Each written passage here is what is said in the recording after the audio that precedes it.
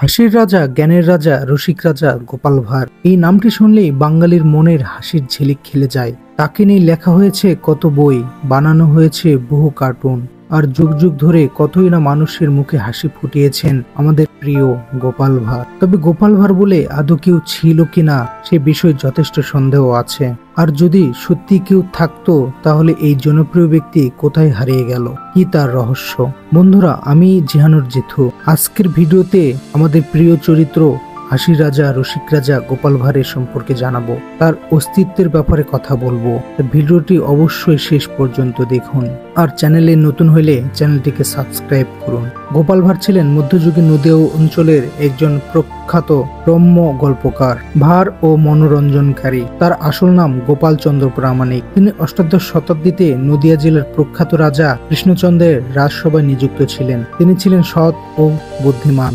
বুদ্ধি ও সৎসাহস থাকার কারণে রাজা কৃষ্ণচন্দ্র তাকে তার সভাসদের মধ্যকার নবরত্নের একজন হিসেবে অন্তর্ভুক্ত করেছিলেন। তার জন্ম 1701 সাল আর মৃত্যু 1767 সালে। ঊনবিংশ শতাব্দীর গোড়ার দিকে বাংলা সাহিত্যের গোপাল ভাঁড়ের নাম সর্বপ্রথম উচ্চারিত হয়। গোপাল ভাঁড় যখন ছোট ছিলেন তখন তার বাবা মারা যান এবং তার মাও স্বামীর চিতায় সমরণে আত্মাহুতি দেন। তার বড় ভাইকে দাসত্বে বাধ্য করা হয় এবং তাকে একটি ডাকাত দল অপহরণ করে। অবশেষে একজন ভদ্র মহিলা তাকে লালন পালন করেন এবং যৌবনে গোপাল ভাঁড় পশ্চিমবঙ্গে কৃষ্ণনগরের রাজদরবারে ভাঁড় নিযুক্ত হন।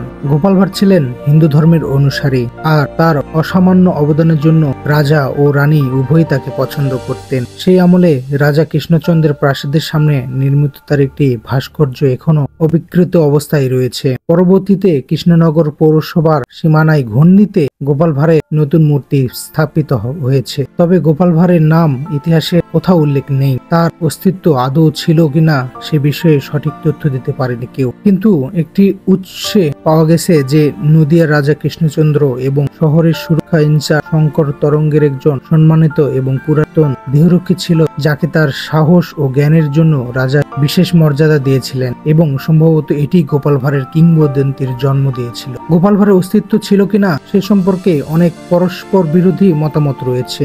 আচার্য সুকুমার সেন অভিমত দেন যে গোপাল ভাঁড় চরিত্রটি সম্পূর্ণ কাল্পনিক। তবে কিছু সূত্র দাবি করেছে যে গোপাল ভাঁড় একজন সত্যিকারের চরিত্র ছিল। প্রায় 200 বছরেও অধিক আবহমানকাল ধরে প্রচলিত তার জীবন সমৃদ্ধ গল্পগুলো পশ্চিমবঙ্গ ও বাংলাদেশে বাংলা ভাষাভাষী মানুষের মাঝে লোককথায় এখনো স্বমহিমায় টিকে আছে।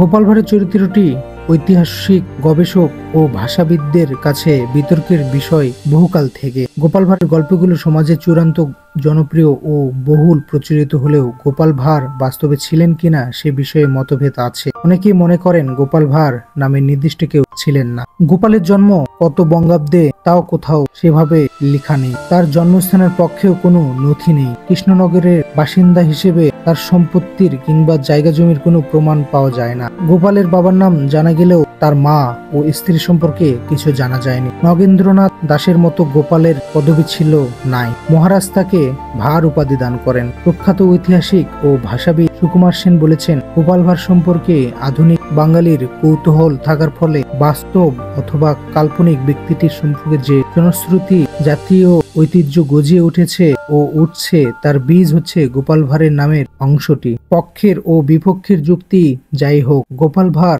বাঙালি রসিক ও লৌকিক সংস্কৃতিতে অমূল্যন হয়ে আছেন। বন্ধুরা, গোপাল ভাঁড় যেই হোক না কেন, কাল্পনিক বা সত্যি, সে কিন্তু আমাদের অত্যন্ত প্রিয়। তার বুদ্ধির কাছে আমরা সকলেই হার মেনে যাব। গোপাল ইতিহাস থেকে হারিয়ে গেলেও বেঁচে আছে আমাদের হৃদয়ে, আর যুগ যুগ ধরে সে আমাদের হৃদয়ে বেঁচে থাকবে। আপনাদের কি মনে হয়, গোপাল ভাঁড় নামে কি সত্যি কেউ ছিল? আমাকে অবশ্যই কমেন্ট করে জানাবেন। ভিডিওটি ভালো লাগলে আমাকে অনুপ্রেরণা দিয়ে লাইক করুন এবং বন্ধুদের সাথে শেয়ার করুন। দেখা হবে পরের ভিডিওতে। ততক্ষণ ভালো থাকবেন, সুস্থ থাকবেন। আল্লাহ হাফেজ।